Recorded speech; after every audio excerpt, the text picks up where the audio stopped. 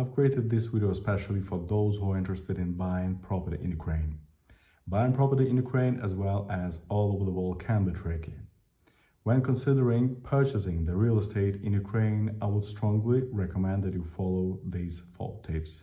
And the tip number 1 is check the ownership rights. This procedure is not only about verifying that the seller's name is identical to the owner's name. By checking the ownership rights, we are verifying that the procedure for acquiring the ownership rights was in a full accordance with the law and that the ownership has a legal basis.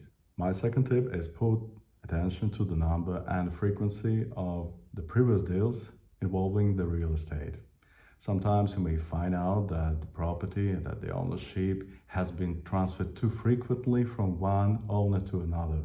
It may signal a risk, as it is not common for real estate to change owners every year or every month. My third tip is put a closer look at the history of ownership rights. It is important to find out the legal basis for the seller's acquisition of the property.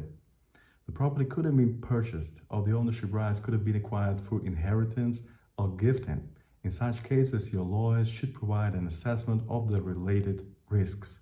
If you decide to skip this process, to skip these checks, you should be aware of the risk of losing the ownership rights in the future, one day, based on the court decision and based on the demands of the previous owner. And my final tip for today is check the seller's background.